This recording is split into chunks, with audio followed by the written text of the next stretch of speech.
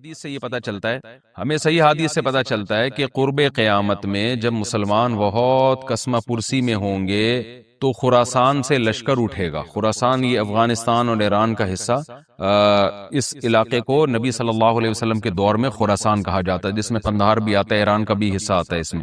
تو یہاں سے لشکر اٹھے گا، مجاہدین لڑیں گے بہت بڑی تعداد میں، دنیا میں جہاد ہوگا کیونکہ مسلمان ظلم کی چکی میں پس کے تنگ آ چکے ہوں گے، اور لڑتے لڑتے حدیث میں آتا ہے اتنی بڑی بڑی لڑائیاں ہوں گی کہ 1/3 مسلمان شہید ہو جائیں گے اس میں، 1/3 مجاہدین جو لڑنے والے ہوں گے، اور 1/3 جو ہوں گے وہ میدان جنگ سے بھاگ جائیں گے، اور 1/3 کو اللہ فتح عطا فرمائے گا۔ تو جو 1/3 میدان جنگ سے بھاگ جائیں گے، نبی صلی اللہ علیہ وسلم نے فرمایا ان کی توبہ کبھی قبول نہیں ہوگی۔ جو 1/3 شہید ہو جائیں گے وہ افضل ترین شہداء ہوں گے اس وقت کے، اور 1/3 کو اللہ تعالیٰ غلبہ عطا فرمائیں گے۔ ایک واقعہ تو ہمیں قرب قیامت میں نبی صلی اللہ علیہ وسلم سے یہ ملتا ہے صحیح حدیث سے۔ دوسرا ہمیں یہ ملتا ہے کہ قرب قیامت ہی میں مسلمان کسمہ پرسی کا شکار ہوں گے تو تلاش کریں گے حضرت مہدی کو، کیونکہ حضرت مہدی وہ شخصیت ہیں جن پہ تمام نیک لوگ جمع ہو جائیں گے اور وہ مسلمانوں کی میدان جنگ میں کمانڈ کریں گے، جہاد میں کمانڈ کریں گے۔ تو ان کو بیت اللہ میں تلاش کیا جائے گا، وہ رسول اللہ صلی اللہ علیہ وسلم کی اولاد میں ہوں گے، اور لوگ ان کو پہچان لیں گے، اہل اللہ پہچان کر ان کو اپنا امیر بنائیں گے، اور ان کی قیادت میں پھر لڑائی اور جہاد شروع ہوگا۔ اور یہ لڑائی جب دمشق میں لڑائی ہو رہی ہوگی تو دمشق میں عصر کی نماز کے وقت حضرت مہدی، میں نے جو یہ کہا کہ دمشق میں لڑائی ہو رہی ہوگی، مقصد یہ نہیں ہے کہ دمشق کوئی میدان جنگ بنا ہوا ہوگا، مقصد یہ ہے کہ وہ مجاہدین کا لشکر دمشق میں ہوگا عصر کی نماز کے وقت، لڑائی چاہے کسی اور میدان میں ہو رہی ہو، لیکن حدیث میں ہمیں دمشق کا تذکرہ ملتا ہے۔ تو دمشق میں حضرت شام کا تذکرہ ملتا ہے، اور جو قرائن ہمیں ملتے ہیں وہ دمشق کی ایک خاص مسجد ہے، وہ مسجد حضرت مفتی تقی عثمانی صاحب اور مفتی رفیع عثمانی صاحب نے اس کو ہائی لائٹ بھی کیا، لیکن وہ یقینی نہیں ہے، یہ خوب سمجھے، انہوں نے اس کا بھی تبصرہ کیا کہ اس کے بارے میں کوئی یقین نہیں ہے۔ تو حضرت مہدی عصر کی نماز پڑھا رہے ہوں گے، لوگ امامت میں آپ کے پیچھے کھڑے ہوں گے، یہاں تک کہ مسجد کے مینار پر، آج بھی وہ مینار موجود ہے جس کے بارے میں غالب گمان ہے کہ یہ وہ مینار ہے جہاں حضرت عیسیٰ علیہ السلام نازل ہوں گے، غالب گمان کے درجے میں کہا جا سکتا ہے، ورنہ پھر اسی کے اڑوس پڑوس میں کوئی مسجد ہوگی۔ میرا اگر شام جانا ہوا تو انشاءاللہ میں ارادہ ہے کہ میں ولاگ میں اس مسجد کا بھی تذکرہ کروں گا، اس جگہ کا بھی تذکرہ کروں گا، لیکن میں پہلے یہ بات بتا دوں کہ وہ 100% یقینی نہیں ہے، ایسا نہ ہو کہ اس مسجد کے مینار پہ چڑھ کے لوگ جو ہے وہ اس کے کوئی مینار کو ہی چاٹنا شروع کر دیں تبرک کے طور پہ۔ تو عصر کی نماز کا ٹائم ہوگا، حضرت عیسیٰ ابن مریم علیہ الصلوۃ والسلام فرشتوں کے کندھوں پہ ہاتھ رکھ کے نیچے اتریں گے نماز کے ٹائم پہ، یعنی آسمان سے مینار تک آئیں گے، اور پھر مینار سے آپ کے لیے سیڑھیاں لگائی جائیں گی، سیڑھیوں کے ذریعے مینار سے نیچے اتریں گے، اور لوگ ان کو پہچان لیں گے۔ حضرت مہدی ان کو امامت کے لیے آگے کریں گے کہ آپ اللہ کے ایک پیغمبر ہیں، آپ نماز پڑھائیے، حضرت عیسیٰ علیہ السلام انہی کو آگے رکھیں گے، اور اس طرح کا مفہوم ہے حدیث میں کہ اللہ نے اس کام کے لیے آپ کو ہی منتخب کیا۔ کیا مطلب یہ امامت اس امت کا حق ہے؟ تو حضرت عیسیٰ ابن مریم علیہ الصلوۃ والسلام کا جو کام ہوگا وہ جہاد ہے، اور یہودیوں سے انتقام لینا، کیونکہ یہودیوں نے اپنے خیال میں حضرت عیسیٰ کو قتل کیا تھا، تو اللہ نے یہودیت ہی کے خاتمے کے لیے اور دجال کے خاتمے کے لیے عیسیٰ ابن مریم کو نازل کیا ہے۔ حضرت مہدی سے پہلے ہی دجال ظاہر ہو چکا ہوگا۔ دجال کے بارے میں حدیث میں آتا ہے کہ ہر پیغمبر نے اپنی امت کو دجال کے فتنے سے ڈرایا ہے۔ اچھا، یہ دجال ایک ایسی شخصیت ہے جس کا یہودی انتظار ہم سے زیادہ کر رہے ہیں، کیونکہ یہودی اس کو اپنے لیے نجات دہندہ سمجھتے ہیں، جبکہ حدیث میں آتا ہے کہ دجال کانا ہوگا اور اس کا خدائی کا دعویٰ ہوگا، اس کے پاس کچھ ایسی طاقتیں ہوں گی کہ مردے کو زندہ کر دے، زندہ کو مار دے، ایک طرف اس کے باغ ہوگا، ایک طرف اس کے آگ ہوگی، جو اس پر ایمان لائے گا اس کو باغ میں داخل کرے گا، اور جو اس پر ایمان نہیں لائے گا اس کو آگ میں داخل کرے گا۔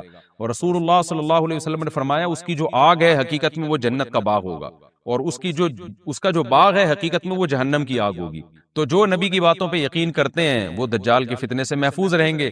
اور حدیث میں سورہ کہف کی بھی تلاوت کا حکم ہے، جمعے کے دن جو کہف کی تلاوت کرتا ہے اللہ اس کو دجال کے فتنے سے محفوظ رکھتا ہے۔ اب آپ دیکھیں یہ سورہ کہف میں ہی قیامت کی علامات کا تذکرہ ہے نا، تو شاید اسی وجہ سے کیونکہ جو سورہ کہف پڑھتا رہے گا وہ یاجوج ماجوج کے واقعات بھی پڑھتا رہے گا اور اللہ کی قدرت کے واقعات بھی پڑھتا رہے گا، تو دجال کے فتنے سے اللہ اس کو اس برکت سے بچا کے رکھیں گے، فتنے سے محفوظ رکھیں گے۔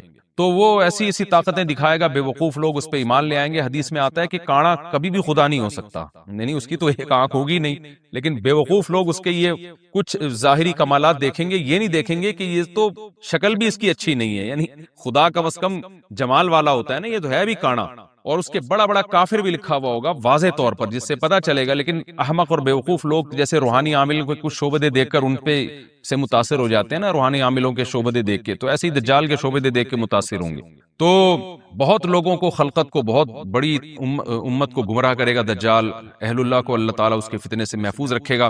پھر حضرت عیسیٰ ابن مریم جب نازل ہوں گے تو وہ دجال کو قتل کریں گے۔ حدیث میں آتا ہے کہ نیزے کے ذریعے گھوڑے پہ بیٹھ کے قتل کریں گے۔ علماء نے اس حدیث کا دو مطلب بیان کیے ہیں کہ یا تو اس کا مطلب یہی ہے کہ واقعی گھوڑے پہ بیٹھیں گے، نیزہ استعمال کریں گے، اور زمین جو ہے وہ اتنی پہلے اس سے جنگیں ہو چکی ہوں گی کہ لوگ دوبارہ تلواروں گھوڑوں کی طرف آ جائیں گے۔ اس بات کا امکان ہے، ہر ملک ایٹمی طاقت بن چکا ہے، تو اگر یہ ایٹم بم سارے ملک آپس میں چلا دیں تو ہم دوبارہ گدے گھوڑوں والی زندگی پر آ جائیں گے، ٹیکنالوجی ساری تباہ و برباد ہو جائے گی، انسان کی ترقی۔ تو اس بات کا بھی امکان ہے کہ کوئی اس سے پہلے ہو سکتا ہے کوئی ایسی جنگ عظیم ہو کہ انسانیت دوبارہ پہاڑوں پتھروں کے دور میں آ جائے۔ لیکن ظاہر یہ معلوم ہوتا ہے کہ رسول اللہ صلی اللہ علیہ وسلم نے جو کلام کیا ہے، ظاہر ہے اس دور کے لحاظ سے جو لوگوں کے جہاں تک جو لوگوں کی مینٹل اپروچ ہے وہاں تک، تو نبی صلی اللہ علیہ وسلم میزائل یا اور ٹینکوں کا تذکرہ کرتے تو کیا سمجھ میں آتا؟ تو گھوڑے سے مراد ہے جو اس زمانے کا گھوڑا ہوگا، اور نیزے سے مراد ہے اس زمانے کا جو اسلحہ ہوگا، کیونکہ نیزہ نبی کے دور کا ایک مناسب اسلحہ تھا اور گھوڑا نبی کے دور کی میدان جنگ کی ایک مناسب سواری تھی۔ تو اس سے یہ بھی پتہ چلتا ہے کہ ہو سکتا ہے عیسیٰ ابن مریم نیزے کے بجائے کلاشن کوف کا استعمال کر لیں، تو یعنی وہ نیزہ جو ہے وہ اس کلاشن کوف کی یا جو بھی اسلحہ اس وقت حضرت عیسیٰ ابن مریم استعمال کریں گے اس کی ایک تعبیر ہے، تو اس کا بھی پورا امکان ہے۔ تو ہمیں بہرحال اتنا ایمان ہمارے لیے ضروری ہے کہ دجال کو قتل کرنے والی جو ذات ہے، جو شخصیت ہے، وہ عیسیٰ ابن مریم علیہ الصلوۃ والسلام ہے۔ تو حضرت عیسیٰ کے ذریعے اللہ تعالیٰ دجال کو قتل کریں گے، اور حضرت عیسیٰ کی قیادت میں زبردست جہاد ہوگا۔ حدیث میں آتا ہے کہ عیسیٰ ابن مریم اس دنیا کو امن سے بھر دیں گے، اتنا امن ہو جائے گا اور اتنی مالی فراوانی ہوگی، اتنی مالی، کیونکہ دنیا میں مال بہت ہے، ڈسٹریبیوشن صحیح نہیں ہے، جو تقسیم ہے نا مال کی وہ ظالمانہ ہے، جس کی وجہ سے غریب سے غریب تر ہے، امیر سے امیر تر ہے۔ حضرت عیسیٰ ابن مریم ایسا نظام قائم کریں گے کہ جس سے مال کی صحیح تقسیم، اور لوگ اٹھیں گے زکوٰۃ کا مستحق تلاش کریں گے، اور لوگوں کو زکوٰۃ کا مستحق نظر نہیں آئے گا، غریب تلاش کرنا مشکل ہو جائے گا۔ یعنی ایک آدمی، حدیث کے مفہوم ہے کہ زکوٰۃ لے کے گھومتا رہے گا اور اس کو کوئی غریب نہیں ملے گا، اتنی مالی فراوانی ہو جائے گی۔ پھر ترمذی کی روایت میں آتا ہے کہ اللہ کی طرف سے برکتیں ایسی نازل ہوں گی کہ بڑے بڑے انار پیدا ہوں گے، بڑے بڑے انگور پیدا ہوں گے، زمین اپنی برکتیں کھول دے گی، اور حضرت عیسیٰ علیہ السلام خنزیر کو بھی دنیا سے ختم کر دیں گے، خنزیر کی نسل کو ختم کر دیا جائے گا، وَيَضَعُ الْجِزْيَةَ، اور جزیہ کا نظام ختم، اما الاسلام و اما السیف، یا تو تلوار یا اسلام، اس کے علاوہ نہیں۔ تو نبی صلی اللہ علیہ وسلم کو اللہ نے جس مقصد کے لیے دنیا میں بھیجا تھا، اس مقصد کی جو تکمیل ہے وہ عیسیٰ ابن مریم کے ذریعے۔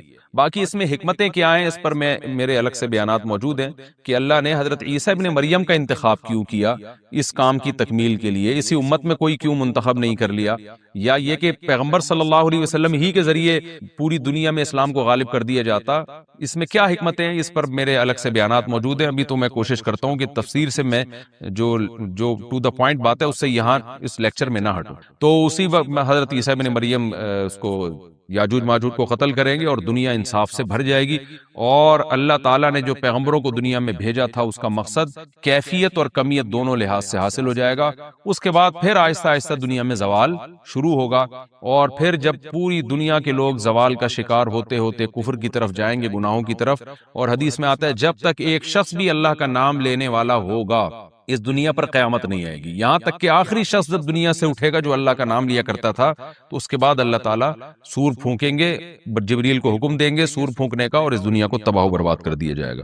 تو آگے قرآن کہتا ہے وَنُفِخَ فِي الصُّورِ، اور پھر سور میں پھونکا جائے گا، فَجَمَعْنَاهُمْ جَمْعًا، پھر ہم ان تمام انسانوں کو جمع کر دیں گے، وَعَرَضْنَا جَهَنَّمَ يَوْمَئِذٍ لِّلْكَافِرِينَ عَرْضًا، اور قیامت کے دن ہم جہنم کو یومئذ، جس دن ایسا ہوگا یعنی جس دن سور پھونکا جائے گا، یہ دوسرا سور مراد ہے، للکافرین عرضا، کافروں کے سامنے پیش کر دیں گے، الذین کانت اعینہم فی غطاء عن ذکری، یہ وہ لوگ ہیں جن کی آنکھیں میری یاد سے پردے میں پڑی ہوئی تھیں، یعنی میری یاد کی چیزیں ان کو نظر ہی نہیں آتی تھیں، غفلت میں پڑی ہوئی تھی جن کی آنکھیں، وَكَانُوا لَا يَسْتَطِيعُونَ السَّمْعَ، اور یہ سننے کی صلاحیت بھی نہیں رکھتے تھے، نہ حق بات سنتے تھے نہ حق دیکھتے تھے، بس اپنے خواہشات کی جو چیزیں ہیں وہ ان کو اچھی لگتی تھیں اور وہی ان کو سمجھ میں آتی تھیں۔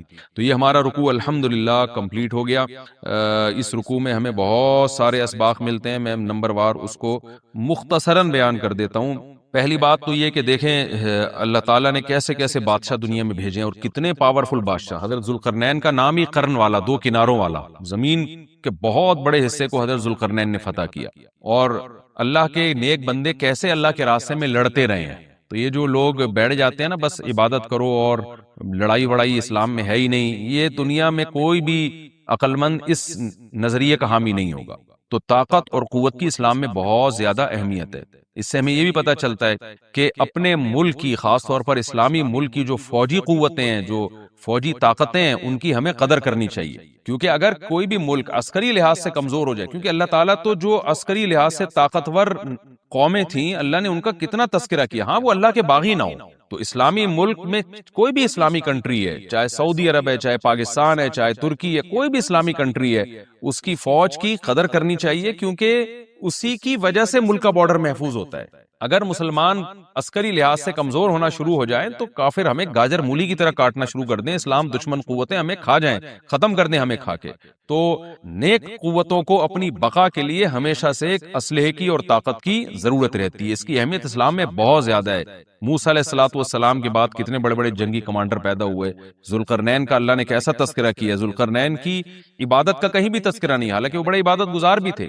داؤد علیہ السلام کی عبادت کا تذکرہ بھی ہے، ان کی تلوار اور طاقت کا تذکرہ بھی ہے. تو اللہ تعالیٰ جہاں عبادت کا تذکرہ کرتے ہیں تو طاقت اور قوت کا بھی تذکرہ کرتے ہیں. اس سے عسکری لحاظ سے اپنے آپ کو مضبوط کرنے کی اہمیت کا ہمیں پتہ چلتا ہے کہ اسلام میں اس کی بڑی اہمیت ہے. کسی بھی اسلامی ملک کی فوج کا مورال کسی بھی لحاظ سے ڈاؤن نہیں ہونا چاہیے، اور عسکری لحاظ سے وہ کسی بھی لحاظ سے کمزور نہیں ہونی چاہیے. اور اس کو چاہیے کہ اعدوا لهم ما استطعتم من قوہ پر عمل کرے، کہ قرآن کہہ رہا ہے روز بروز اپنی طاقت اور قوت میں اضافہ کرنے کی کوشش کرو. اس سے مسلم قوم کو کبھی بھی غافل نہیں ہونا چاہیے، اور کوئی بھی ایسا کام جس سے مسلمان قوتیں اور طاقتیں کمزور ہونا شروع ہو جائیں، اس کام سے ہمیں بچنا چاہیے. دوسری بات ہمیں یہ پتہ چلی کہ اللہ تعالیٰ نے اہل اسلام کے ذمے پوری دنیا کی ذمہ داری لگائی ہے، کسی ایک ملک کی نہیں. جتنے بھی پیغمبر آئے ہیں جب وہ دنیا فتح کرنا شروع کی ہے تو کہیں رکے نہیں ہیں وہ کہ بھئی یہاں تک، اس سے آگے نہیں جانا. ان کی صلاحیت ہی ختم ہو گئی ہو، وسائل ہی ختم ہو گئے ہو تو الگ بات ہے. تو پوری دنیا ہے جس میں اللہ کے دین کو غالب کرنا ہے. اب اس کا طریقہ کیا ہوگا؟ ظاہر ہے جو جس زمانے میں سوٹیبل طریقہ ہو وہ اختیار کیا جائے گا. تو حضرت ذوالقرنین پہلے انتہائی مشرق کی طرف گئے ہیں، جہاں سورج نکلتا ہے تو وہاں سے جہاں سے آبادی شروع ہو رہی ہے، اور ان کا خیال تھا کہ اب آگے آبادی نہیں ہے تو پھر جا کے سٹاپ کیا ہے. مغرب میں بھی ایسے ہی، شمال میں بھی ایسے ہی. تو ہمیں جب دیکھتے ہیں کہ جب صحابہ کرام نے دنیا فتح کرنا شروع کی ہے تو ہمیں مسلمان کمانڈروں میں بھی ایسے واقعات ملتے ہیں کہ وہ علاقے فتح کرتے کرتے سمندر کے کنارے پہنچے اور انہوں نے سمندر کو دیکھ کے کہا کہ تیرے آگے بھی آبادی ہوتی نا تو ہم اللہ کا کلمہ وہاں بھی بلند کرتے. تو یہ دور تھا مسلمانوں کا، اور یہ عیسیٰ ابن مریم دوبارہ پھر وہی کریں گے، پوری دنیا کو فتح کریں گے. تو حضرت ذوالقرنین کے اس واقعے سے پتہ چلتا ہے کہ پوری دنیا کی ذمہ داری اللہ نے ہمیشہ سے اہل اللہ پہ لگائی ہے، اور وہ پوری دنیا میں اللہ کے دین کو غالب کرنے کی کوشش میں ہمیشہ سے لگے رہے ہیں.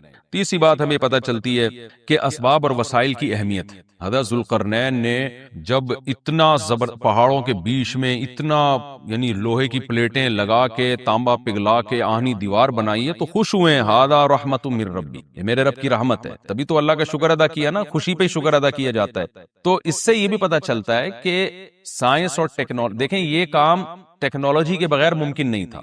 تبھی تو اس قوم نے کہا نا ذوالقرنین سے کہ ہم پیسے آپ کو دیں گے، لیکن ہمارے پاس وہ وسائل نہیں ہے، وہ ٹیکنالوجی نہیں ہے ہمارے پاس. اور بظاہر ایسا لگتا ہے کہ ان کے پاس لوہا بھی تھا، تانبا بھی تھا، کیونکہ حضرت ذوالقرنین اب یہ تو نہیں ہے نا کہ زمین کے مشرق کی طرف دوبارہ لوہا جمع کرنے گئے ہوں، تو وہیں سے جو کچھ ہوگا نکالا ہوگا. تو وسائل اس قوم کے پاس تھے، ٹیکنالوجی نہیں تھی کہ اس لوہے کو اور اس تانبے کو پگھلا کے دونوں پہاڑوں کے بیچ میں پلیٹیں کیسے بنانی ہیں اور ان کو کیسے ان کے بیچ میں تانبا کر کے کہانی دیوار بنائی ہے، یہ ٹیکنالوجی ان کے پاس نہیں تھی. تو اس سے ہمیں ٹیکنالوجی کی ویلیو کا بھی پتہ چلتا ہے. آج مسلمان اس میں بھی بہت پیچھے چلے جا رہے ہیں اور اس کو مذہب سمجھنا شروع کر دیا ہے. یہ بات بھی غلط ہے. حضرت ذوالقرنین نے اتنی طاقت اور قوت کا استعمال کیا اور اتنے زبردست طریقے سے اس وقت جو بھی اس سوٹیبل ٹیکنالوجی تھی اس کا استعمال کر کے دو پہاڑوں کے بیچ کے راستے کو بند کر دیا اور اس پہ خوشی منائی حضرت ذوالقرنین نے. یہ نہیں کہا کہ بھئی اس سے کچھ بھی نہیں ہوتا، اصل میں تو بس انسان کو چاہیے کہ وہ اللہ اللہ کیا کرے بیٹھ کے، اور یہ کیا اللہ سے بس مدد مانگو، اللہ ہی. یاجوج ماجوج کے بارے میں ان کو کہہ دیتے ذوالقرنین کہ تم سب رات کو تہجد میں اٹھ کے دعائیں مانگو، اللہ یاجوج ماجوج سے تمہیں بچا لے گا. نہ حضرت ذوالقرنین نے کہا دعائیں بھی مانگو یقیناً حکم دیا ہوگا دعائیں مانگنے کا، لیکن ہم پورے اسباب اور وسائل استعمال کریں گے، لوہے کی پلیٹیں بنائیں گے، تانبے کو پگھلائیں گے، اوپر چڑھائیں گے اور اس طرح سے پوری مضبوط دیوار بنائیں گے۔ آج مسلمان ہاتھ پہ ہاتھ رکھ کے بیٹھ گیا ہے اور وظیفوں میں اور جو ہے بس وہ چند صبح شام کے وظیفے پڑھ کے وہ سمجھتا ہے کہ ساری دنیا کے سارے مسائل کا حل اس سے ہو جائے گا۔ ایسا نہیں ہے، آپ کو بہت زیادہ ترقی کرنی ہے، بہت زیادہ اسباب و وسائل میں آپ کو غیر مسلموں سے آگے نکلنا ہے، جیسے کہ قرون اولیٰ کا مسلمان نکلا تھا، تبھی اللہ نے اس کے لیے دنیا میں فتوحات کے دروازے کھولے تھے۔ تو عندهم الغیب فهم یکتبون، یہ آیت ہے جس پر آج میں نے درس دینا تھا، وقت تھوڑا رہ گیا تو مختصر دیتا ہوں۔ قرآن کہہ رہے ام عندهم الغیب فهم یکتبون، کیا ان کے پاس غیب کا علم ہے جس کو یہ لکھ رہے ہیں؟ کیا علم؟ یہ خوش فہمی کا شکار ہیں۔ دیکھو جتنے بھی لوگ جو مذہب کو فالو نہیں کر رہے، حقیقت میں وہ اس خوش فہمی میں مبتلا ہیں کہ ہمیں کچھ بھی ہونے والا نہیں ہے، جیسے ہماری حالت اچھی ہے ہمارا فیوچر بھی ایسا، یا تو مر کے ختم ہو جائیں گے اور اگر مل بھی گیا تو کوئی برا نہیں، ہم کوئی برے تھوڑی ہیں، ہم کوئی برے تھوڑی ہیں۔ تو اللہ نے اس کا جواب دیا کہ کیا ان کے پاس فیوچر کا علم ہے؟ پہلے سے مستقبل کے بارے میں کبھی بھی بات کی جائے گی تو علم کے بغیر نہیں کی جا سکتی۔ کوئی آدمی کہہ رہا ہے نا فیوچر میں ایسا ہونے والا ہے، تو آپ اس سے دلیل پوچھیں گے آپ کو کس نے بتایا؟ وہ تانے بانے ملائے گا، صغرے کبرے ملائے گا، تو پھر اس کے بعد اگر وہ ایسے ہی کہہ رہا ہے کل یہ ہو جائے گا، پرسوں یہ ہو جائے گا، دیکھو مستقبل کے بارے میں یہ کہوں کہ کل پیر ہے تو یہ بھی فیوچر کی خبر ہے۔ آپ اس میں مجھ سے یہ پوچھ سکتے ہو کہ کیا دلیل ہے، میں کہوں گا دلیل یہ کہ آج کیا ہے؟ اتوار ہے، یہاں دلیل ہے، یہاں میرے لیے یہ دعویٰ کرنا درست ہے کہ کل کیا ہے؟ پیر ہے۔ لیکن اگر میرے پاس دلیل نہیں ہے اور میں کہوں کہ کل جو ہے وہ کل دنیا میں 3000 آدمی مر جائیں گے ایک ہی کسی حادثے میں، تو لوگ پوچھیں گے بھائی کیا دلیل ہے کسی حادثے میں 3000 آدمی مر جائیں گے؟ اب میرے ذمے کیا ہے؟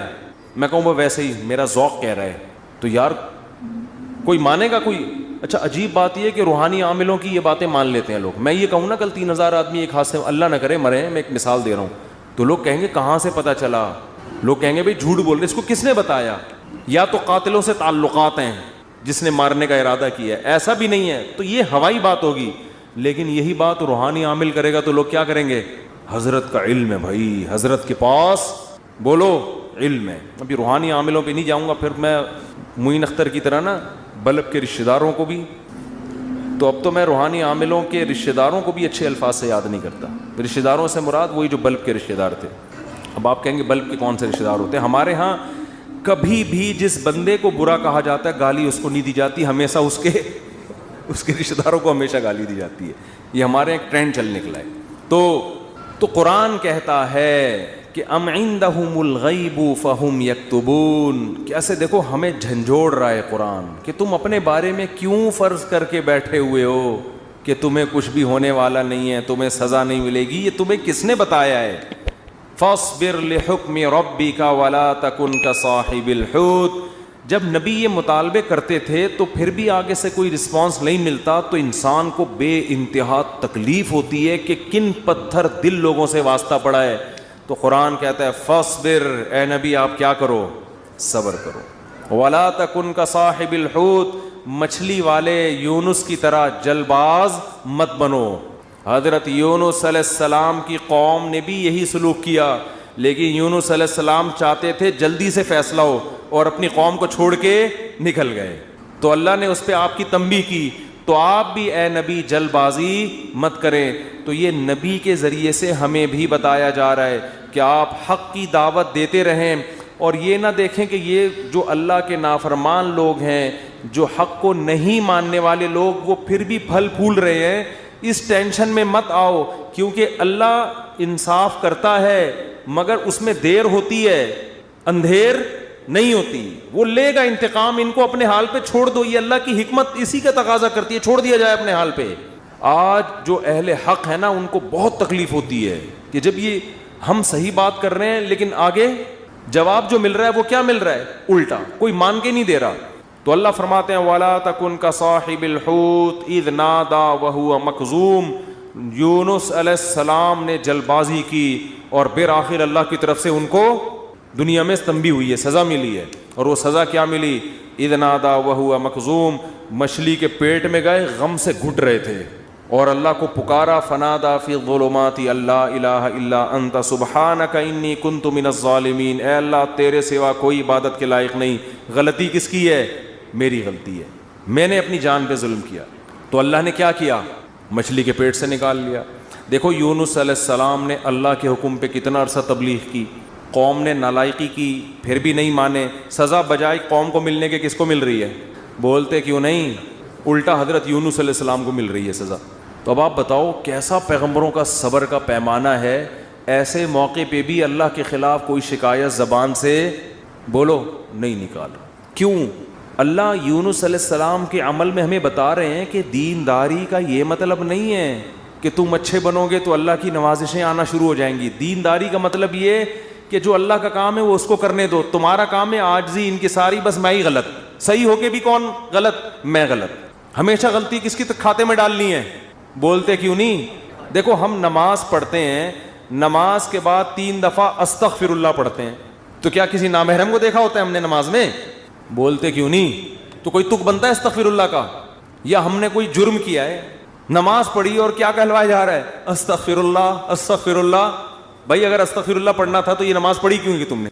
ہمیں یہ بتایا جا رہا ہے کہ تم نیکی کر کے بھی کیا سمجھو جیسے تم نے گناہ کیا ہے۔ کیسے گناہ؟ نماز گناہ نہیں ہے بھائی، تم یہ کہو اے اللہ جس طرح سے پڑھنی چاہیے تھی اس طرح سے نہیں پڑھی میں نے، تو نیکی کر کے بھی کہا جا رہا ہے کہ ہم غلط ہیں، ہم نے اللہ جو پڑھنی تھی وہ ہمیں معاف کر دے، ہم سے نہیں ہوئی صحیح، ہم سے کام کیا ہو گیا؟ غلط ہو گیا۔ مجھے یاد ہے 25-30 سال پرانا قصہ ہے، چھوٹا بچہ تھا میں اس وقت، ایک تبلیغی جماعت میں نا ایک صاحب کے سال پہ سال لگ رہے تھے، پوری دنیا میں وہ ان کے سفر ہوئے، بڑا انہوں نے وقف کیا ہوا تھا اپنے آپ کو تبلیغی جماعت کے لیے۔ تو میرا ان سے ٹاکرا ہو گیا، وہ مجھے سمجھانے لگے جماعت میں نکلو سیرو سے، جیسے تبلیغ والے کرتے ہیں۔ اب مجھے پتا تھا یہ بہت ہی پرانے کھیڑو ہیں اور ان کی تو زندگیاں گزر گئی ہیں اس کام میں۔ میں نے کہا ماشاءاللہ اللہ نے آپ سے بڑا کام لیا ہے تبلیغ کا۔ کہتے ہیں میں نے بہت بگاڑا ہے تبلیغ کے کام کو۔ کہہ رہے ہیں ہم تو کام بنانے والے نہیں، کس میں ہم تو بگاڑنے۔ کہہ رہے ہیں میں تو بگاڑ ہی رہا ہوں جب سے۔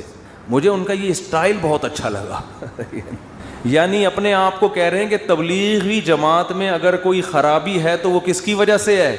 بولو۔ وہ اپنے بارے میں کہہ رہے ہیں وہ کس کی وجہ سے؟ مجھے نہیں کہہ رہے تھے، اپنے بارے میں کہہ رہے تھے۔ وہ کس کی وجہ سے؟ میری وجہ سے۔ کہہ رہے ہیں ہم کام بنانے والے نہیں بلکہ بگاڑنے والے ہیں۔ اب کوئی فسادی ہوتا تو کہتا ہے جب بگاڑنے والا تو کر کیوں رہا ہے پھر ہمیں؟ یہ تو اس نے خود کہا ہے، اپنی زبان سے بولا ہے کہ ہم بگاڑنے والے ہیں، یوٹیوب پہ کلپ ڈالتا ہے، یہ دیکھو خود۔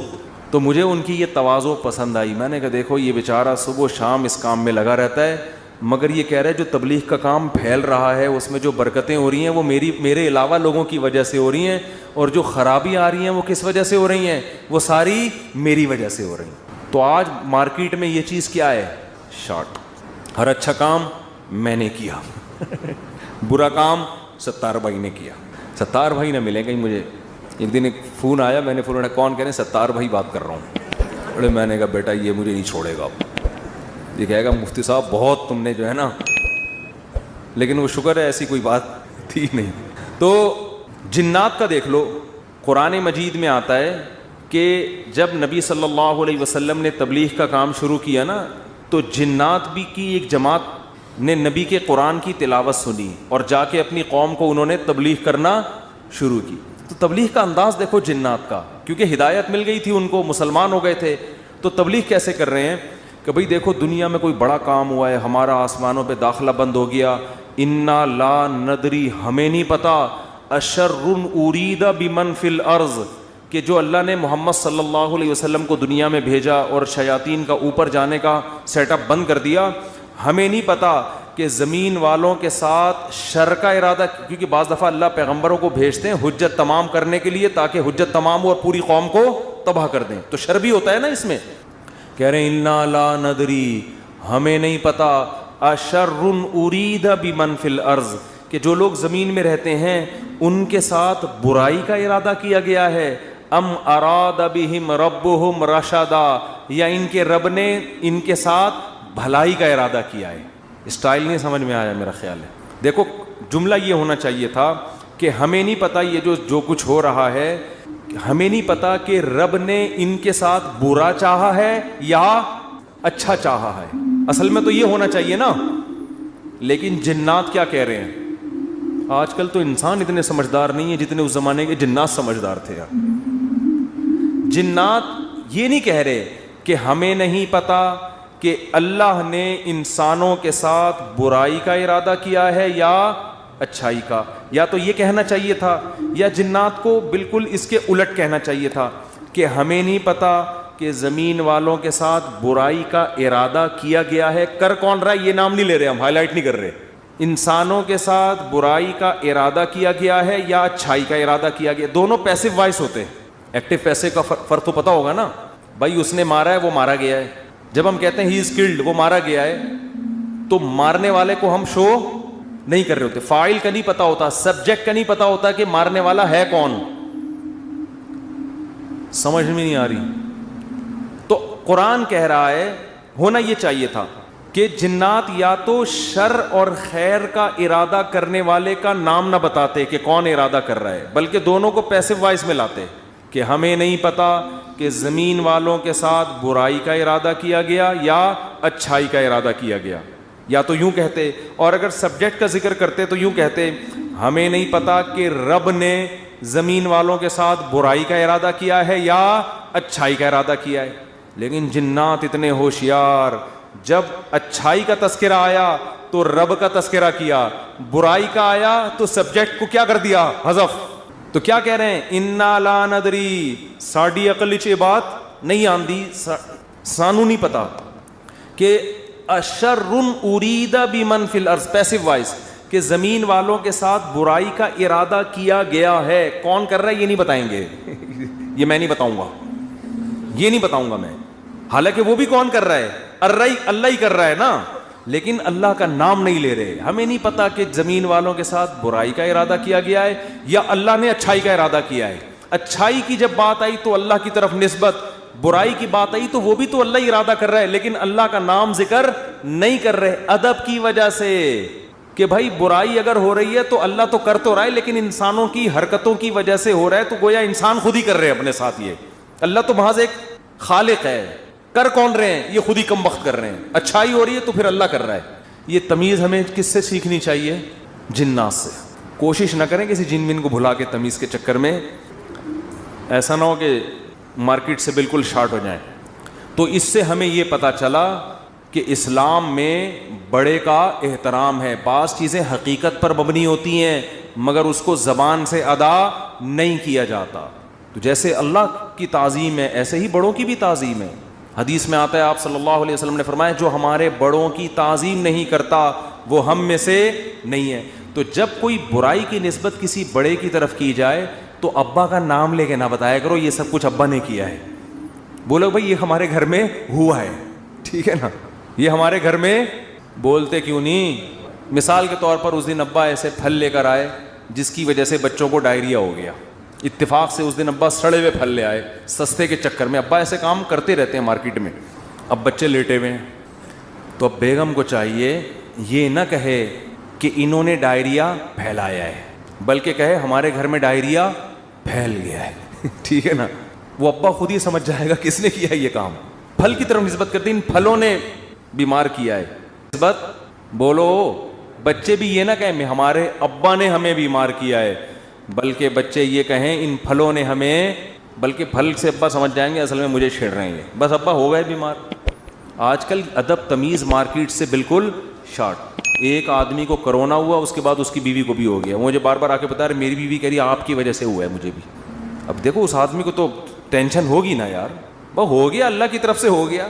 نہیں پہلے آپ کو ہوا تھا تو آپ کی وجہ سے کس کو ہوا ہے, مجھے. اسی طرح شوہر بھی بیوی پہ بلی ڈال سکتا ہے, تمہیں ہوا تھا تمہاری وجہ سے مجھے ہوا ہے. بھائی کس کی وجہ سے ہوا ہے, بس اللہ کی قدرت ہے, ہو گیا. چھوڑو وہ کون گلے ملا تھا آپ سے, کس نے آپ کی طرف منہ کر کے چھینکا تھا. ہم ایسے بہت سے لوگوں کو جانتے ہیں جو ٹی بی کے مریضوں کے ساتھ چپک کے انہوں نے زندگی گزاری, خدمت کی, مگر ان کو ٹی بی نہیں ہوئی, اور 2 گھر چھوڑ کے جو بندہ بیٹھا ہوا تھا اس کو ہو گیا. تو آج کل نا یہ تمیز مارکیٹ سے شارٹ ہو رہی ہے. بڑے چھوٹے کا ادب کیا ہو رہا ہے, ختم, فوراً بلی ڈال دیتے ہیں اس نے کیا یہ. تو اگر کیا بھی ہو بھائی نسبت مت کرو, تقدیر کا حصہ, بھائی ہو گیا ہمارے ساتھ. قرآن دیکھو ابراہیم علیہ السلام کیا کہتے ہیں, وَإِذَا مَرِضْتُ فَهُوَ يَشْفِينِ. کیا خاندانی کلام ہے یار. حضرت ابراہیم کہہ رہے ہیں جب میں بیمار ہوتا ہوں اللہ مجھے شفا دیتا ہے، حالانکہ بیمار کون کرتا ہے؟ وہ بھی تو اللہ ہی کر رہا ہے نا. تو کہنا تو یہ چاہیے تھا کہ اللہ ہی بیمار کر کے اللہ ہی مجھے ٹھیک کر دیتا ہے. تو سوال ہے اس میں اللہ کی تعریف کی کیا ضرورت ہے؟ بیمار بھی تو اسی نے کیا تھا. لیکن اللہ کی حمد و ثنا کر رہے ہیں، بیمار تو میں ہو جاتا ہوں، شفا کون دیتا ہے؟ اللہ. تو یہ ادب تمیز سکھایا جا رہا ہے کہ انسان کے بچے بن کے زندگی گزارو، بڑے چھوٹے کا ادب کرو. القابات بھی بڑے چھوٹے کے لیے الگ الگ ہونے چاہیے. تو خیر قرآن کیا کہتا ہے؟ اے نبی فاصبر، آپ نے کیا کرنا ہے؟ صبر کرنا ہے. تو ہمیں بھی ترغیب دی جا رہی ہے کہ ہم یہ نہ سمجھیں کہ ادھر ہم دعوت دیں گے ادھر فوراً لوگ ہماری دعوت پر لبیک کہیں گے. جس کو جو بات سمجھائیں گے 2 منٹ میں اس کی سمجھ میں وہ بات آ جائے گی اور وہ بالکل ہمارے نظریات کے مطابق ہو جائے گا، اور اس طرح ہم ہنسی خوشی زندگی گزاریں گے. لوگ یہی کہتے ہیں، پھٹے اسی پہ ہوتے ہیں نا. باپ کہہ رہا ہو یار میں بیٹے کو سمجھا رہا ہوں، کم وقت کی سمجھ میں ہی نہیں آ رہا. بیٹا کہتے ہیں ہم ابا کو سمجھاتے ہیں، ابا کی سمجھ میں نہیں آ رہا. شوہر بیوی کو سمجھا رہا ہے، اس کی کھوپڑی میں نہیں آ رہا. بیوی شوہر کو سمجھا رہی ہے، اس کی کھوپڑی میں نہیں. اپوزیشن حکومت کو سمجھا رہی ہے، حکومت کی سمجھ میں نہیں آ رہا. حکومت اپوزیشن کو سمجھا رہی ہے، اپوزیشن کی سمجھ میں نہیں آ رہا. تو اگر دنیا میں جو بات سمجھائی جائے، میں کب سے کیا کیا سمجھا رہا ہوں سمجھ میں آ رہا ہے؟ کب سے کیا کیا سمجھا رہا ہوں سمجھ میں نہیں آ رہا. تو اگر ایسا ہی دنیا میں نظام ہو جائے کہ ادھر سمجھایا ادھر سمجھ میں آ گیا، تو سب ہنسی خوشی زندگی گزارنا شروع ہو جائیں گے. وہ ایک شاعر ہے ہندوستان کا، ان کا نام ذہن سے نکل گیا، تراز کر کے آتا ہے، پتہ نہیں ایچ ایم تراز ہے، کچھ ایم تراز کر کے آتا ہے. بڑے زبردست شاعر ہیں. میں نے جب ان کی ایک دفعہ شاعری سنی نا تو مجھے بڑا، اس لیے نہیں کہ مجھے نہیں پتہ کیسے آدمی اچھا ہی ہوں گے، لیکن مجھے اردو سے ایک لگاؤ ہے، محبت ہے. تو ہندوستان کے شاعروں میں بڑی زبردست شاعری ہے اردو کی نا. تو میں نے جب اس بندے کی شاعری سنی، میں نے کہا یار یہ 2014 کی بات ہے. میں نے کہا اس بندے سے ملاقات کا دل چاہتا ہے، اس نے اردو پہ بڑی محنت کی ہے. تو اللہ کی قدرت، یہ جو عمرہ ہے نا، عمرہ یہ مسلمانوں کے لیے بہت بڑا ایک ذریعہ ہے آپس میں کمیونیکیشن کے لیے. یہ میں نے انگریزوں کی کتاب میں یہ بات پڑھی ہے، گوروں نے لکھا ہے کہ مسلمان سائنسدان جو بہت بڑے بڑے حکیم بنے نا، جنہوں نے جڑی بوٹیوں پہ ریسرچ کی، اس کی ایک بہت بڑی وجہ مسلمانوں کا حج ہے. کیونکہ حج کرنے کے لیے کہاں کہاں سے، ساؤتھ افریقہ سے اور کہاں کہاں سے دنیا سے لوگ آتے تھے. وہ پیدل جنگلوں سے گزرتے اور اس میں جڑی بوٹیوں پہ تحقیق کرتے تھے. آپ ذرا حکیموں کی، پرانے حکیموں کی کتابیں پڑھیں نا، ایسے ایسے جڑی بوٹیوں کے خواص لکھے ہیں. آدمی کہتے ہیں انہوں نے ان کو یہ پتہ کہاں سے چلی. تو وہی حج اور عمرے سے جو مسلمانوں کے سفر ہوئے ہیں، پھر مختلف ملکوں کے لوگ آ کے عمرے میں ایک دوسرے سے ملتے ہیں، ایک دوسرے کی تہذیبیں سیکھتے ہیں، سکھاتے ہیں. یہ مسلمانوں کے لیے یہ بہت بڑا ایک ذریعہ بنا ہے. یہ بیت اللہ جو ہے نا، یہ مسلمانوں کو آپس میں کنیکٹ کرنے کا صدیوں سے ایک بہت بڑا ذریعہ ہے. یہاں کے ترکی، پاکستانی، انڈونیشیا سب آ کے کیا ہوتے تھے؟ مل جاتے ہیں. تو میری خواہش تھی، میں نے کہا یار کبھی ان سے سلام دعا ہو جائے تو اچھا ہے، خوشی ہوگی. تو وہ میں نے ویسے ہی انڈیا کے کچھ لڑکے بیٹھے ہوئے تھے بیت اللہ میں، عمرہ کیا ہم نے. میں نے کہا یار وہ ایک شاعر ہے، انہوں نے کہا اتفاق سے عمرہ کرنے آیا ہوا ہے. میں نے کہا میری ملاقات کرا دو. تو مجھے نہیں پتا تھا وہ مجھے جانتے ہیں. تو جب ملاقات ہوئی، انہوں نے کہا میں تو آپ سے خود بہت دنوں سے ملنے کا مشتاق ہوں، آپ کے بیان سنے بڑا مزہ آتا ہے. اس وقت میرے آڈیو بیان ہوتے تھے. تو بات کیا کر رہا تھا میں؟ تو ان کا ایک شعر تھا، شعر ہی بھول گیا. شعر کا ایک جملہ مجھے یاد ہے، کیونکہ ہم ہر چیز آدھی یاد کرتے ہیں نا. وہ ابتدائی عشق میں دل ہوا یوں خراب آدھا والا شعر کی وجہ سے. تو اس نے کہیں اپنی محبوبہ کا، شاعر نے تذکرہ کیا ہوگا کہ وہ کہیں چلی گئی، یوں ہو گیا، ٹینشن میں آ گیا. تو اس نے لکھا یہ انہونی نہیں ہوتی تو پھر ہونے کو کیا ہوتا. یہ انہونی نہیں ہوتی تو پھر ہونے کو، یعنی دنیا میں کچھ عجیب سے کام ہوتے ہیں تو پھر ہوتا ہے نا کچھ نہ کچھ. تو آدمی انجوائے کرتا ہے کچھ ہوا ہے. یعنی اگر شاعر کا تخیل بیان کر رہا ہوں، ایسا نا آپ اس شاعر کو کہیں کون سی معشوقہ تھی تمہاری مارکیٹ سے شارٹ ہو گئی، مفتی صاحب نے ہمیں بتایا، شاید ہم پولیس بھیج کے. اس شاعروں کا کلام کا کچھ بھی مطلب نکالا جا سکتا ہے. محبوبہ کے بجائے کچھ وسیم بھائی کو ڈال دو، ستار بھائی کو ڈال دو، وہ ٹینشن نہیں ہے. تو شاعر کے کلام کو کبھی الفاظ کو نہیں پکڑا جاتا، اس میں ہر آدمی اپنے حساب سے اس کا مفہوم بیان کر رہا ہوتا ہے. تو ہم نے اس کو اپنے حساب سے اس شعر کو لیا کہ دنیا میں کچھ ہونے کے لیے کچھ انہونیوں کا ہونا بولو ضروری ہے. سمجھ رہے ہو؟ دیکھو بعض لوگ کچھ کر کے موسٹ وانٹیڈ بن جاتے ہیں، تو وہ اسی کو انجوائے کرتے ہیں. کہتے ہیں اگر یہ نہ ہوتا تو ہم موسٹ وانٹیڈ، وہ کیا ہے، بدنام جو ہوں گے تو کیا نام نہ ہوگا. نام پیدا کرنے کے لیے بدنام ہونا بھی ضروری ہے. تو اس نے کہا یہ انہونی نہیں ہوتی تو پھر ہونے کو کیا ہوتا. تو میں یہ کہہ رہا ہوں اگر یہ ٹینشنیں دنیا میں نہ ہوں تو ہونے کو کچھ ہو ہی نہیں. آپ نے بیگم کو بات سمجھائی، سمجھ گئی. اس نے آپ کو سمجھایا, آپ کی سمجھ میں فوراً آ گیا کہ یہ کیا کہہ رہے. آپ نے اپنے بچے کو ایک دن کچھ سمجھایا, اس کی سمجھ میں فوراً آ گیا. تو گالیاں ہوتی دنیا میں پھر کوئی بلب کے رشتہ داروں کو گالیاں دیتا؟ بولو نا. تو خیر اور شر کا مقابلہ کیا ہو جاتا؟ ختم. پیغمبر امتیوں کو سمجھاتے, 2 منٹ میں بات سمجھ میں آتی. نبی آگے سمجھاتے, بھئی یہ 360 بت پتھر کے بنے ہوئے تم نے رکھے ہوئے ہیں, یہ غلط ہیں. وہ کہتے ہیں او اچھا, یہ تو بالکل صحیح کہا آپ نے, ہم اپنے ہاتھوں سے اپنے خدا کو بناتے ہیں, یہ بننے میں ہمارے محتاج, تو بھلا یہ ہماری مدد کیسے کریں گے؟ بات تو کلیئر تھی نا 2-2-4 کی طرح, مگر ان کی کھوپڑی میں نہیں آئی ہے. 10,000 کا لشکر لے کے مکہ پہ حملہ ہوا ہے, خون بہے ہیں, لو عورتیں بیوہ ہوئیں, بچے یتیم ہوئے. اتنی سی بات سمجھانے کے لیے 23 سال کی ٹینشن ہے, پھر جا کے بھی سمجھ میں پھر بھی نہیں آئی. پھر مکہ فتح ہوا تو نبی نے بیت اللہ کے اندر 360 بت گرائے اپنے ہاتھوں سے, وہ بھی طاقت کے زور سے سمجھ میں آئی ہے, ورنہ پھر بھی نہیں آئی. اگر یہ حملہ نہ ہوتا تو آج تک 360 بت رکھے ہوئے ہوتے, آپ دلائل میں مناظرہ ہی کر رہے ہوتے, بحث ہی کر رہے ہوتے, کسی کی کھوپڑی میں نہیں آتی بات.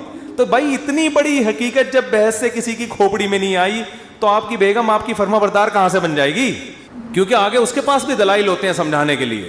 آپ اس کو جب سمجھاؤ گے شوہر کے یہ حقوق ہیں تو کہے گی کہ صرف شوہر ہی کے ہیں, بیوی کے نہیں ہوتے. اب کیا جواب دو گے آپ؟ اب یا تو 10,000 کا لشکر لے کے سسرال پہ حملہ کرو یہی ہوگا. 10,000 کا لشکر لے کے کیا کرو؟ سسرال پہ حملہ کرو, اپنے حقوق پاس کرواؤ. ایسا نہیں ہوگا. تو بس یہی ہے کہ آپ نے سمجھایا, نہیں سمجھ میں آیا. اللہ تعالیٰ آگے قرآن میں فرماتے ہیں فلولا اذا بلغت الحلقوم. اللہ کہتے ہیں یہ باتیں میں بتا رہا ہوں, یہ میں تھوڑی خود کہہ رہا ہوں, یہ باتیں یہ کون کہہ رہا ہے بھائی؟ یہ تو اللہ کہہ رہا ہے, یہ تو اللہ کہہ رہا ہے. تو قرآن آگے کیا کہتا ہے؟ فلولا اذا بلغت الحلقوم. اللہ کہتے ہیں ایک ٹائم ایسا بھی آتا ہے, ابھی تو مزے میں ہو, جب تمہاری جان کہاں تک پہنچے گی؟ بولو نا. یہاں ہر آدمی پہ یہ ٹائم آتا ہے کہ نہیں آتا؟ ہچکیاں لے, یوٹیوب پہ دیکھ لو ویڈیو, بڑے بڑے پاورفل, اور اب آخری ہچکیاں لے رہے ہوتے ہیں. کیسا ترس آتا ہے نا اس کے اوپر. ہچکیاں لے رہا ہوتا ہے آدمی, کوئی کلمہ پڑھ رہا ہوتا ہے, کسی کی آنکھیں پتھرا رہی ہوتی ہیں, اور بڑی حسرت سے لوگوں کو دیکھ رہا ہوتا ہے. فلولا اذا بلغت الحلقوم وانتم حینئذ تنظرون. اللہ کہتے ہیں تم بڑے بڑے طاقتور لوگ اس کے قریب کھڑے ہو کر اس کو دیکھ رہے ہوتے ہو کہ ابھی اس کی روح نکلنے والی ہے. ترجعونها ان کنتم صادقین. تم اس کی روح کو لوٹا دیا کرو. تمہارے پاس پیسہ بھی ہے, تمہارے پاس حکومت بھی ہے, تمہارے پاس امیزون میں تم نے بڑا بزنس بھی کیا ہوا ہے. اب کیا کیا, اگر تمہاری سائنسی ترقی بھی ہے تو تھوڑی دیر کے لیے کیا کر لو بھائی, اس کی روح کو کیا کر لو. تم بھی حسرت سے دیکھ رہے ہوتے ہو کہ ہمارا پیارا ہمارے سامنے دنیا سے جا رہا. یہ تو تمہاری 2 ٹکے کی اوقات ہے. اللہ ہمیں ہماری اوقات بتا رہا ہے. میرا خیال ہے بات سمجھ میں آ نہیں رہی آپ لوگوں کی. میرے اندر تو بھائی اتنی ہی پھیپڑے ہیں جتنا میں سمجھ. مجھے غصہ اس لیے آ گیا کہ پہلے بھی زنا ہوتا تھا, کم چھپتے تھے لوگ کہ پکڑے نہ جائیں. اب پوری یونیورسٹیوں میں لڑکے لڑکیوں کی بسیں بھر کے جا رہی ہیں تفریح کے لیے. باپ خود اجازت دے رہا ہے, بھائی تمہاری اپنی لائف ہے بیٹا, تم اگر بھنگن چمارن بننا چاہو تو ہم کون سا شریف لوگ ہیں, ہم بھی بھنگی اور چمار ہیں. بزبان حال وہ یہ کہہ رہا ہوتا ہے. سمجھ میں نہیں آ رہی. عزت دار آدمی کبھی اپنی لڑکی کو کسی غیر مرد کے ساتھ جانے نہیں دے. کہے گا میں مر جاؤں گا, دنیا کو کیا منہ دکھاؤں گا میں. لیکن اب اس کو پتا ہے دنیا کو میں منہ دکھاؤں گا, دنیا بھی میری تعریف کرے گی. بڑا لبرل قسم کا باپ ہے ماشاءاللہ. اپنی بیٹیوں پہ کوئی کسی قسم کا کنٹرول نہ ہے, نہ رکھنا چاہتا. ڈانس کر رہے ہیں اپنی بیٹیوں کے ساتھ, ناچ رہے ہیں اپنی بیٹیوں کے ساتھ, لائکس مل رہے ہیں ان کو, لوگ شیئر کر رہے ہیں ماشاءاللہ. جو باپ محافظ تھا بیٹی کو حیا سکھانے کا, وہی بیٹی کی حیا نکال رہے ہیں. براڈ مائنڈڈ باپ ہے. کپڑے اتارو بھائی اس کے لوگوں کے سامنے, بہت زیادہ براڈ مائنڈ. گورا کو تو چڑیاں پہن کے ان کی بیٹیاں ان کے باپ کے سامنے ناچتی ہیں. براڈ مائنڈڈ بننا ہے تو پھر پورا بنو نا. یہ منافقت کیسی ہے؟ اگر غلط ہے تو پھر, اگر گورا غلط ہے تو پھر یہ عمل بھی غلط ہے جو یہاں ہو رہا ہے. شادیوں میں ناچ رہی ہیں بہنیں بھائیوں کے ساتھ. تو ناچ گانے پہلے بھی ہوتے تھے, تھوڑا حیا تھی, تمیز تھی لوگوں میں کہ کس کے سامنے ناچنا ہے اور کس سے اپنے ناچ کو چھپانا ہے. لیکن اب کیا ہو رہا ہے, غیرت ختم. وہی بات ہے جب آخرت پر ایمان ختم ہوگا, جب اللہ کے سامنے جواب دینے کا خوف ہی ختم ہو گیا, تو پھر جو چاہے کرتے پھرو. تو قرآن کہہ رہا ہے ایک وقت آتا ہے جب تمہاری جان کہاں پہنچتی ہے؟ حلق میں، اور تم دیکھ رہے ہوتے ہو. وَنَحْنُ أَقْرَبُ إِلَيْهِ مِنْكُمْ، اللہ کہتے ہیں جتنے تم اپنے عزیز کے قریب کھڑے ہوتے ہو نا حسرت سے، ہم تم سے بھی زیادہ اس کے قریب ہوتے ہیں اور اس کی کیفیات کو جانتے ہیں. فَلَوْلَا إِن كُنْتُمْ غَيْرَ مَدِينِينَ، اللہ کہتے ہیں اگر تم یہ سمجھتے ہو تمہارے اوپر کسی کا کنٹرول ہی نہیں ہے، آزاد ہو، بڑے پاورفل ہو، ترجعونها ان کنتم صادقین، تو آج اپنی طاقت کا استعمال کرو. یہ تو تمہارا عزیز ہے، تمہارا معشوق ہے، اس کی جدائی تو تم برداشت کر نہیں سکتے، اس کو مرنے سے روک لو. پھر سارے ڈاکٹر عاجز آ جاتے ہیں کہ نہیں آ جاتے؟ سارے ڈاکٹر کیا کہہ دیتے ہیں؟ بھائی ہمارے بس میں نہیں. میں آغا خان میں تھا، اچانک چیخوں کی آواز آئی نا، اچانک عورتیں مردوں کی چیخوں کی آواز آئی. میں ایک دم ڈر گیا، کیا ہوا؟ پتا چلا جی ان کے والد صاحب ان کی ڈیتھ ہوئی. آئے تھے تھوڑی دیر پہلے بالکل ٹھیک ٹھاک تھے بستر پہ، اچانک کوئی ہارٹ اٹیک ہوا یا برین ہیمریج جو کیا ہوا بہرحال. تو وہ ان کو توقع نہیں تھی کہ ہمارا باپ ایسے بھی جا سکتا ہے. تو بچیاں بھی رو رہی ہیں. میں نے کہا یار یہ دیکھو، کہ میں نے ایسے موت کے بہت سارے واقعات دیکھے. گلی میں گزر رہے ہیں، چیخو پکار کی آواز آئی، کیا ہوا بھائی؟ پتا چلا جی ڈیتھ ہو گئی. کتنے سال رشتے آپس میں ٹائم گزارتے ہیں اور جدا ہونے میں چند سیکنڈ بھی بولو نہیں لگتے، اور پھر روتے 3-4 دن تک ایسے ہیں جیسے بڑا غم ہوا ہے، اور 3-4 دن کے بعد 20-20 30-30 سال پرانے رشتوں کو ایسا بھولتے ہیں جیسے زندگی میں کبھی رہنا نصیب ہی نہیں. یہ ہے وہ دنیا جس کے پیچھے انسان کس کو ناراض کر رہا ہے؟ خدا کو ناراض کر رہا ہے. تو قرآن کہتا ہے اس کی جان لوٹا کے دکھاؤ. فَأَمَّا إِن كَانَ مِنَ الْمُقَرَّبِينَ، اللہ کہتے ہیں اب یہ میرے پاس آ گیا ہے، اب یہ تمہاری کسٹڈی سے نکل گیا. اب میں بتاتا ہوں اس کے ساتھ کیا ہونے والا ہے، سمجھ رہے ہو نا؟ اب اس کا خود اپنے اوپر بھی کنٹرول نہیں. اب تک تو یہ تمہارے ساتھ بہت کچھ کر رہا تھا، فلاں کو اوپر چڑھا دیا، فلاں کو گرا دیا، فلاں کو یہ کر دیا، فلاں کو یہ کر دیا، کسی کو گالی دے دی، کسی کو صدقہ خیرات کر دیا. اب تو یہ کر رہا تھا، اب اس کے ساتھ میں کروں گا جو بھی ہوگا. تمہارا بھی کنٹرول ختم اور خود اس کا بھی اپنے اوپر سے کنٹرول ختم. فَأَمَّا إِن كَانَ مِنَ الْمُقَرَّبِينَ، اللہ کہتے ہیں یا تو یہ نیک لوگوں میں سے تھا، ساری زندگی اس نے مجھے یاد رکھا، میرے احکام کو فالو کیا. فَرَوْحٌ وَرَيْحَانٌ، تو اس کے لیے خوشبوئیں ہیں، وَجَنَّتُ نَعِيمٌ، اور خوشخبریاں ہیں ہمیشگی کے باغات کی. وَأَمَّا إِن كَانَ مِنْ أَصْحَابِ الْيَمِينِ، دائیں ہاتھ والوں میں سے تھا، فَسَلَامٌ لَكَ مِنْ أَصْحَابِ الْيَمِينِ، اللہ کی طرف سے اس کو سلامتیاں ملنا شروع. ایسے بہت سارے واقعات ہیں اہل اللہ کے کہ موت کے وقت انہوں نے فرشتوں کو دیکھا اور موت کے وقت وہ باتیں کرنے لگے کہ اللہ کی طرف سے ہمیں نیک فرشتے ہماری روح قبض کرنے کے لیے آئے. میں نے بھی ایسے واقعات سنائے ہیں آپ کو پہلے بیانات میں، بھی بہت وقت ہو گیا تو میں اس کو اسکپ کر رہا ہوں. بہت ایسے واقعات ہیں، شہداء کے بہت واقعات ہیں. میرے والد صاحب نے بتایا کہ ایک قاری صاحب ہندوستان میں قرآن پڑھایا کرتے تھے، ساری زندگی ان کے نا بچوں کو قرآن پڑھانے میں گزری. موت کے وقت نا ان کی جسم سے روشنی کا گولا نکل کے گیا. سب نے دیکھا جتنے لوگ. حضرت مولانا اشرف علی تھانوی رحمۃ اللہ علیہ، جن پر آج لوگ بڑے اوٹ پٹانگ قسم کے اعتراضات کرتے ہیں، ان کی جب ڈیتھ ہوئی ہے نا، تواتر سے جو ان کے قریب لوگ کھڑے ہوئے تھے، انہوں نے بتایا کہ ان کی 3 انگلیوں سے روشنی کی کرنیں نکل رہی تھی موت کے وقت، کیونکہ پوری زندگی نا ان 3 انگلیوں سے تصنیف کا کام کیا ہے. ان کی سینکڑوں تصانیف ہیں جن سے بہت، اگر مولانا اشرف علی تھانوی رحمۃ اللہ علیہ ہندوستان میں نہ ہوتے نا تو آج یوں کہا جائے نا کہ میں بھی شاید بدعتی ہوتا، تو یہ بات غلط نہیں ہوگی. ہندوستان میں جو بدعتوں کو روکنے میں سب سے بڑا کردار ہے وہ مولانا اشرف علی تھانوی رحمۃ اللہ علیہ کا، کیونکہ تصوف میں اتنا غلو ہو گیا تھا کہ 20 قسم کی بدعتیں شامل ہو، پیر پرستی اور تصوف. اس پہ ان کی بہت ساری کتابیں ہیں اور بہت کام کیا انہوں نے، کسی کی ملامت کی پرواہ نہیں کی. تو انتقال کے وقت کیا تھا؟ کرنیں نکل رہی تھی. ایسے بہت ساری کرامتیں ہوتی ہیں. تو قرآن کہہ رہا ہے فَرَوْحٌ وَرَيْحَانٌ وَجَنَّتُ نَعِيمٌ وَأَمَّا إِن كَانَ مِنَ الْمُكَذِّبِينَ الضَّالِّينَ، اور اگر گمراہ لوگوں میں سے تھا تو اس کو بتا دیا جاتا ہے فَنُزُلٌ مِّنْ حَمِيمٍ، تیرا ٹھکانہ کھولتا ہوا پانی ہے جو تجھے پلایا جائے گا، وَتَصْلِيَةُ جَحِيمٍ، اور بھڑکتی ہوئی آگ ہے جس میں تجھے داخل کیا جائے گا. آخر میں اللہ اس صورت میں کہتے ہیں إِنَّ هَذَا لَهُوَ حَقُّ الْيَقِينِ، اے لوگو یہ جو باتیں ہم کر رہے ہیں ان کو سیاسی بیان نہ سمجھو، یہ یقینی باتیں ہیں. فَسَبِّحْ بِاسْمِ رَبِّكَ الْعَظِيمِ، اپنے رب کی کبریائی بیان کرو جو بہت عظمت والا ہے.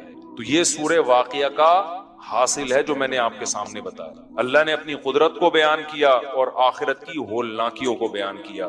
تو بھائی طاق راتوں میں خاص طور پر جہاں اپنے لیے یہ کچھ مانگتے ہو نا، اللہ یہ دے دے یہ دے دے یہ دے دے، زیادہ حصہ دعاؤں کا جہنم کی پناہ اور جنت کی طلب میں لگایا گیا. کچھ بھی نہیں ہے. قرآن میں جگہ جگہ نا ایک مضمون اللہ نے بہت زیادہ بیان کیا کہ جب آخرت قائم ہوگی نا تو اللہ ان سے پوچھے گا کہ تم لوگ دنیا میں کتنا عرصہ رہے ہو. ابھی تو ہم سمجھتے ہیں نا ایکچولی اتنی لمبی عمر ہے، دنیا میں رہنا ہے اتنی لمبی عمر. آخرت کے مقابلے میں یہ ایسے لگ رہی ہوگی ایک دن یا آدھا دن. قال کم لبثتم فی الارض عدد سنین. قرآن کہتا ہے ہم ان سے پوچھیں گے بتاؤ تم دنیا میں کتنا عرصہ رہے ہو، تو وہ جواب میں کہیں گے لبثنا یوما او بعض یوم، اے اللہ ایک دن یا آدھا دن، ایک دن رہے یا آدھا دن. اور قرآن کہتا ہے کہ جب ان کو جہنم میں ڈالا جائے گا نا تو جہنم کے داروغہ ان سے کہیں گے الم تکن آیاتی تتلا علیکم، کیا اللہ کی آیات تم پر پڑھ کے نہیں سنائی جاتی تھی تمہیں؟ کسی نے اس آگ سے ڈرایا نہیں تھا تم کو؟ تو وہ جواب میں کیا کہیں گے ربنا غلبت علینا شقوتنا، اے اللہ ہمیں ڈرایا گیا تھا لیکن ہماری بدقسمتی ہم پہ غالب آ گئی. جیسے آپ کسی علاقے میں جا رہے ہو نا اور وہاں ڈر ہوتا ہے کہ وہاں کوئی نقصان نہ ہو جائے، پھر بھی آپ چلے جاتے ہو اور پکڑے جاتے ہو، تو لوگ کہیں گے بھائی تجھے بتایا تھا کہ اس گلی میں ڈاکو ہیں. تو جواب میں کیا کہ یار میری قسمت ہی خراب ہے، پتہ نہیں مجھے ہو کیا گیا تھا. یہی کہتے ہیں نا لوگ کہ یار مجھے بتایا بھی تھا غلط ہے لیکن میری قسمت ہی کیا ہے، تو قسمت پہ ڈال دیتے ہیں. تو جہنمی بھی کیا کرے گا ایسے موقع پہ؟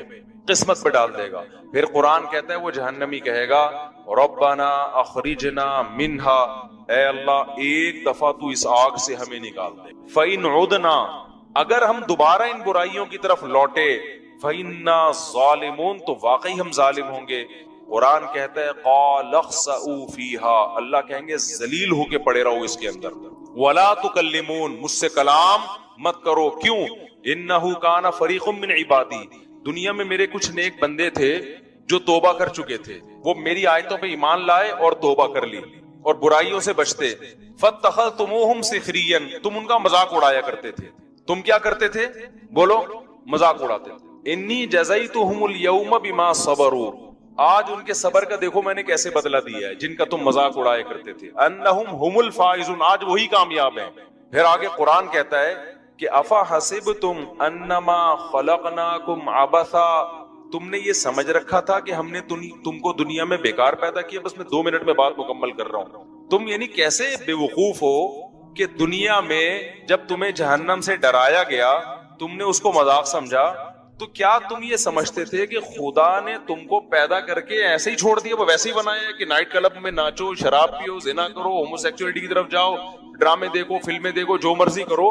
تو کیا تم نے یہ سمجھ رکھا تھا؟ یعنی یہ تو ایسی عجیب سی بات ہے کہ اس کے لیے تو پیغمبر کے آنے کی بھی ضرورت نہیں ہے.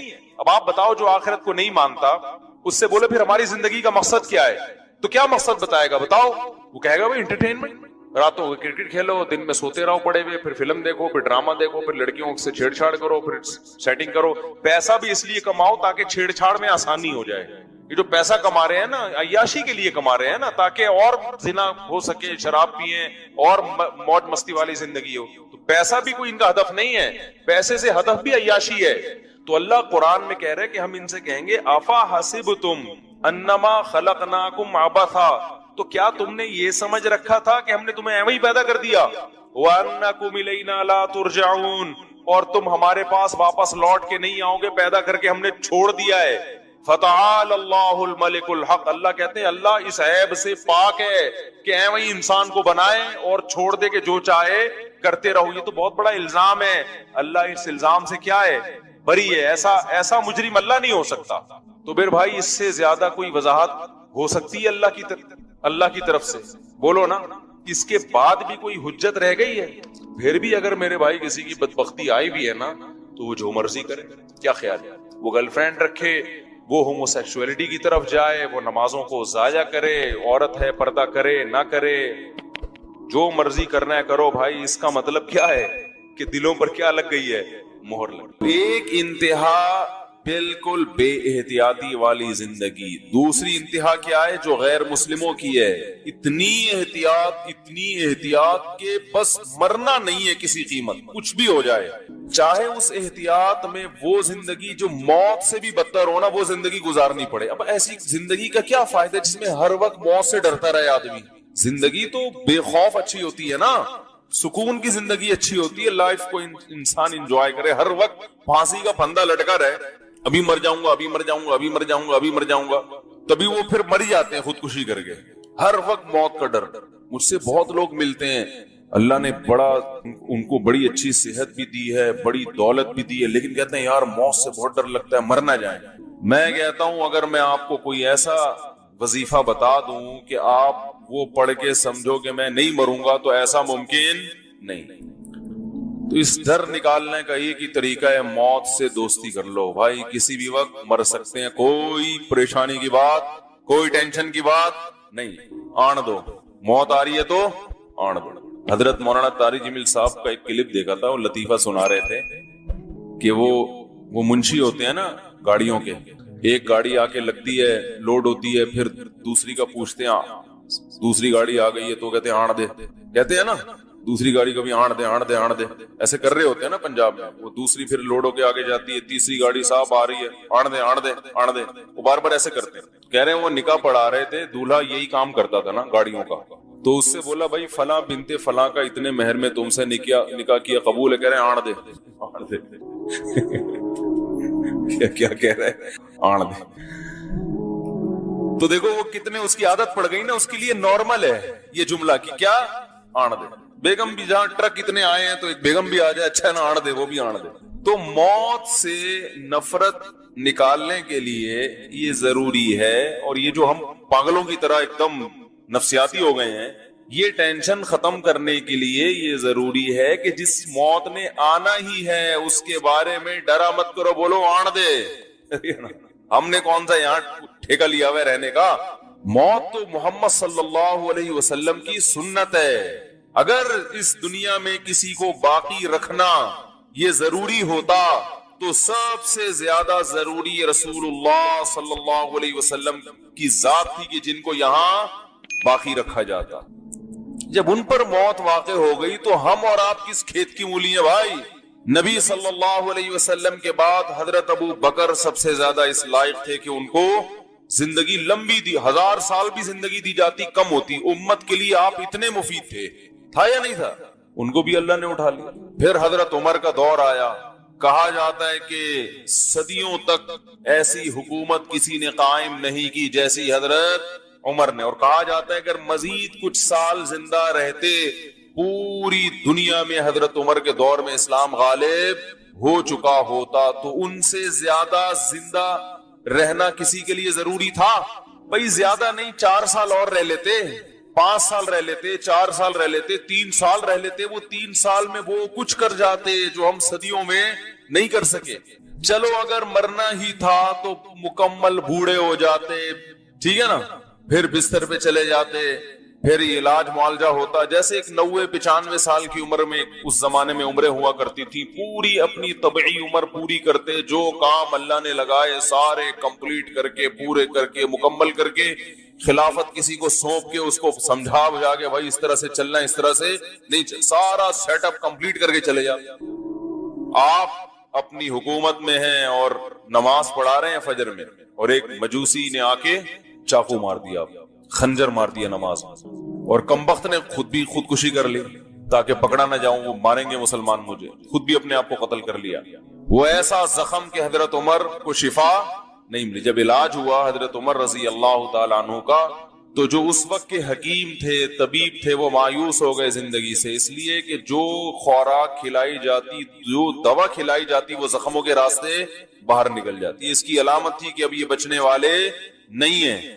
तो भाई इतने बड़े बड़े लोग, इमाम अबू हनीफा चले गए, इमाम शाफी चले गए, इमाम मालिक दुनिया से चले गए, इमाम अहमद इब्न हम्बल चले गए, इमाम बुखारी चले गए, इमाम मुस्लिम चले गए, इमाम अबू दाऊद चले गए, इमाम तिरमिज़ी चले गए, अल बैरूनी साइंटिस्ट चला गया, जाबिर बिन हय्यान जैसा साइंसदान चला गया है भाई, इब्नुल हैसम चला गया। तो ना साइंसी उलूम के रखवाले जिंदा रहे और ना دینی علوم کو, بڑے بڑے علامے پیدا ہوئے, سب ختم.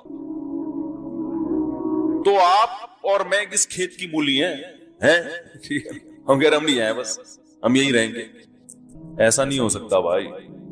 ہاں یہ ایک اشکال ہوگا کہ یار چلے گئے تو ہم بھی چلے جائیں گے, لیکن تھوڑا سا ایک ٹائم ہوتا ہے جانے کا.